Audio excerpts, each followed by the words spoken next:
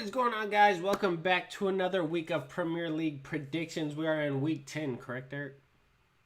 Yes, we are. Yeah, we made it this far. 10 weeks in a row of Premier League predictions. At the end of week 9, I am 52 and 37. Eric is 49 and 10.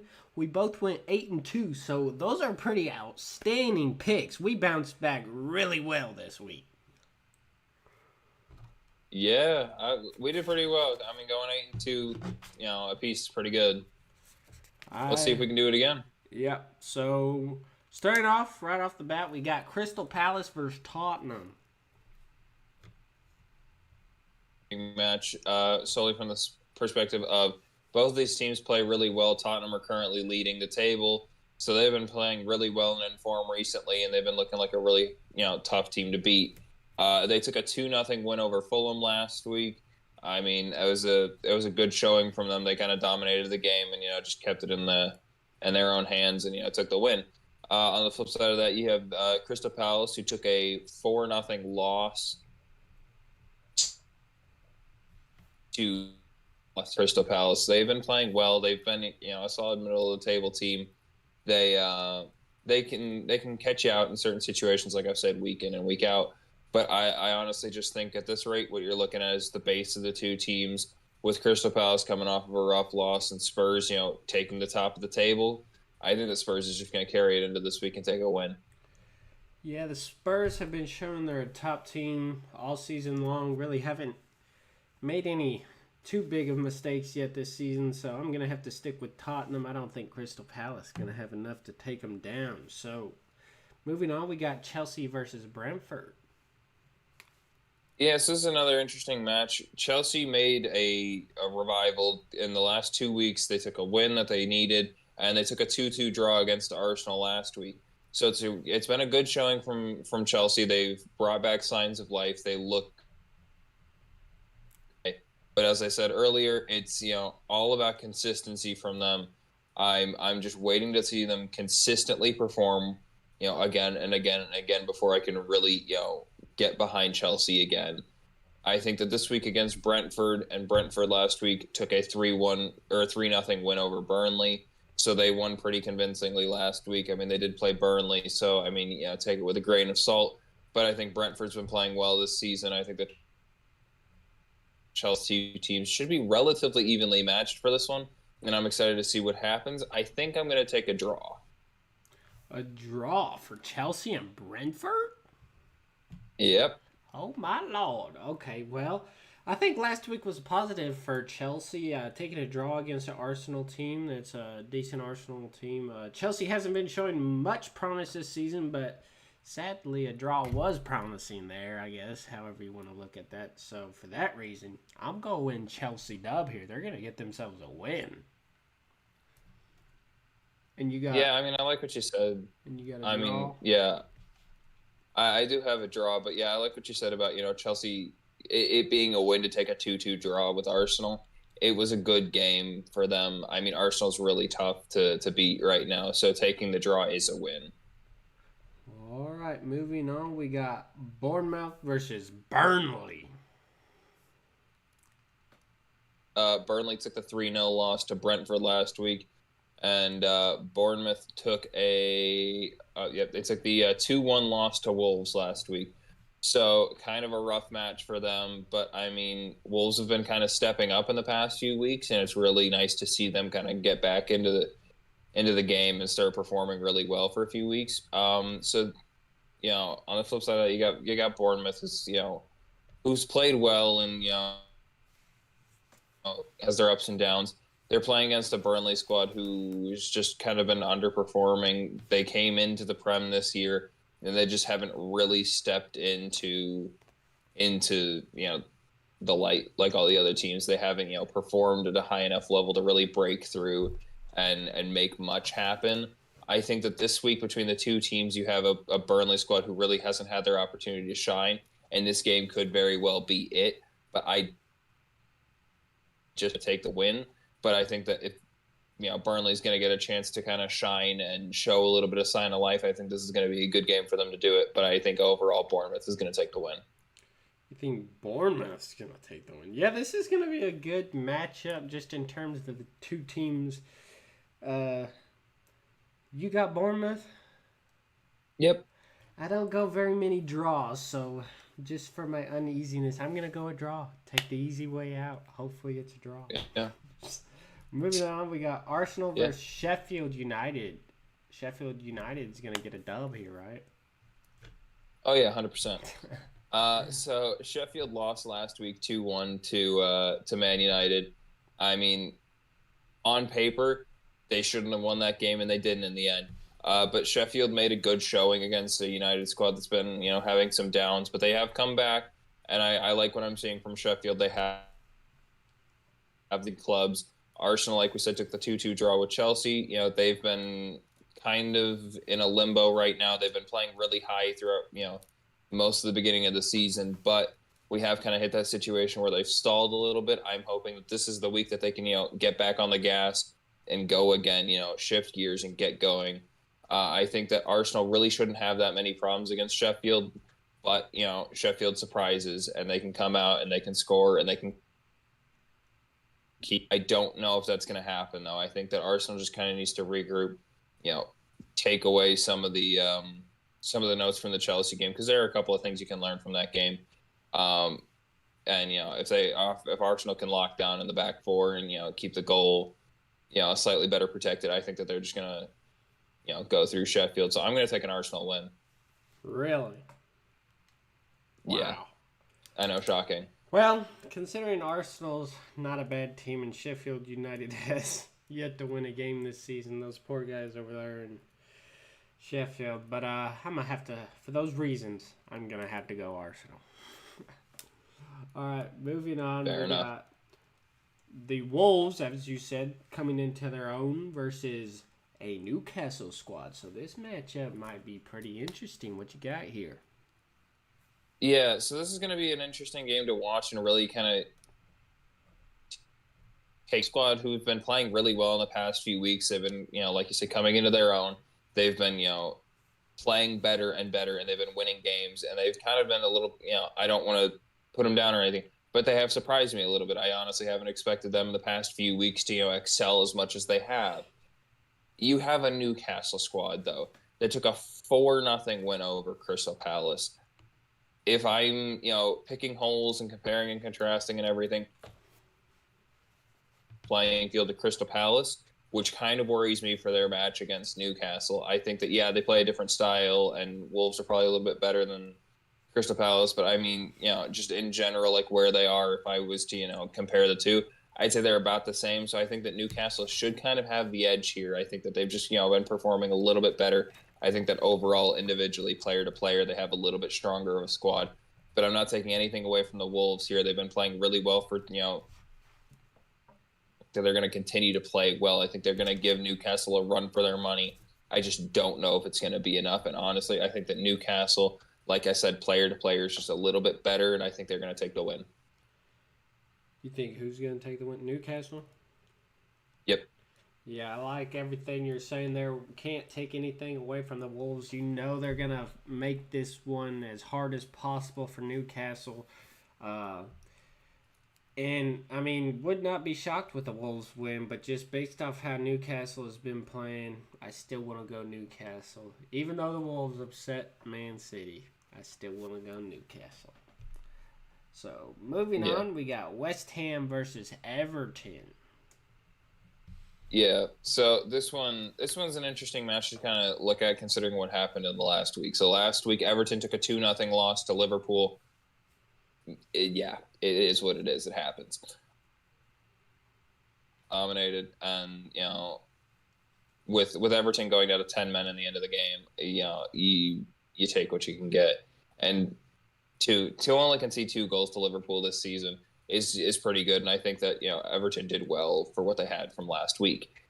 On the other hand, you have West Ham, who just kind of fell apart against Villa. Villa's been playing really well, but the West Ham defense shouldn't be giving up 4 points. Shouldn't be doing that. I think that West Ham has defensively played really well. Ariola's been doing amazing in goal. I think they just had a major lapse of, everything coming together, whether it be, fatigue or just not being ready, or, if something else is happening, or they just got caught off guard by Villa.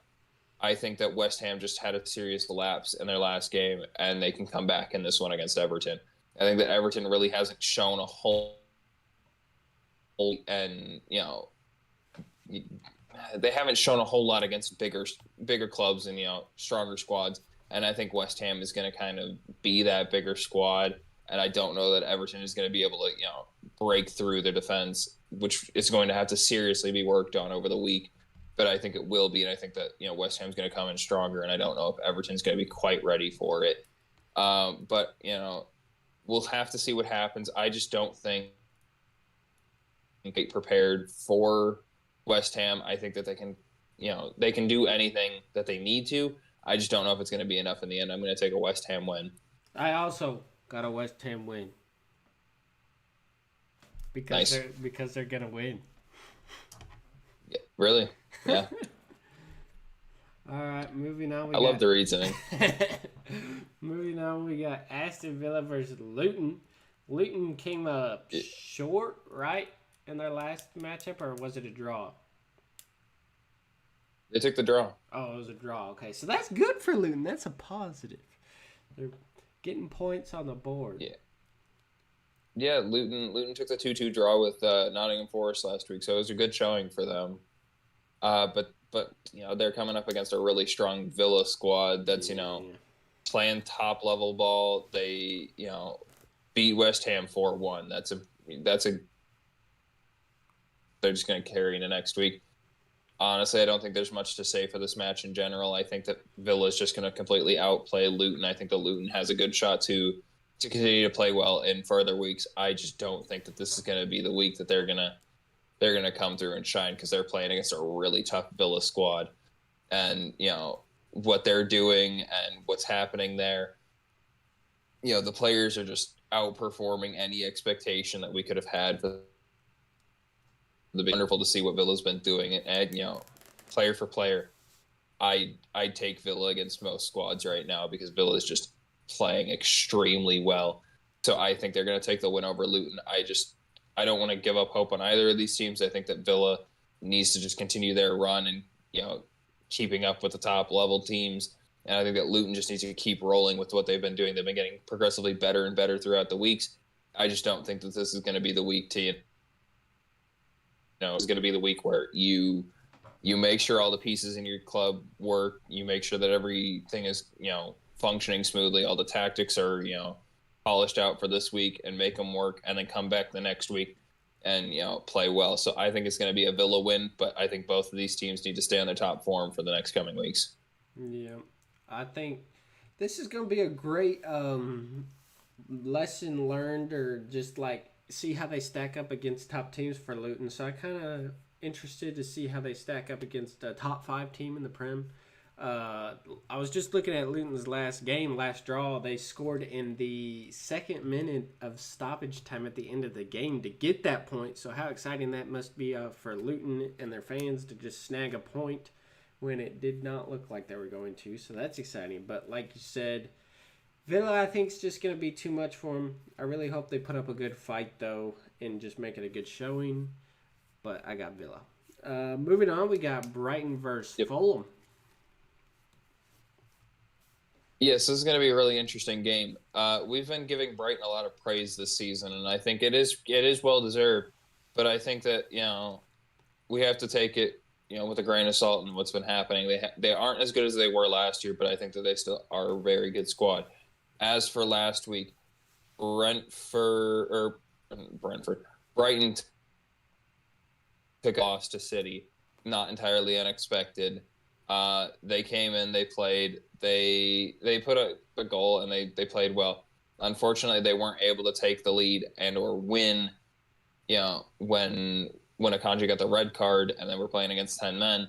But it is what it is, and it happens. I think that when you're playing against Pep, he's gonna especially when he's down to 10 men, he's gonna play them more defensive when he already has the lead, and it's really tough to break through. So I don't think very well against a strong City squad.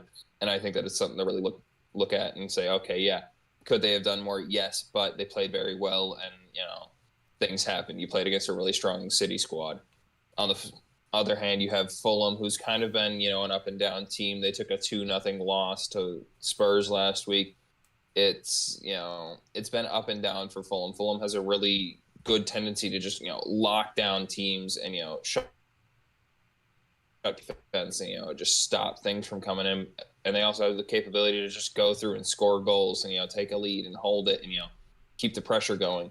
I think that both of these teams are going to have a lot to show in this game because I think that this is really going to determine where people start to settle on them. I think if Brighton takes the win, it's going to show them that they can still contend. They're still upper half right now.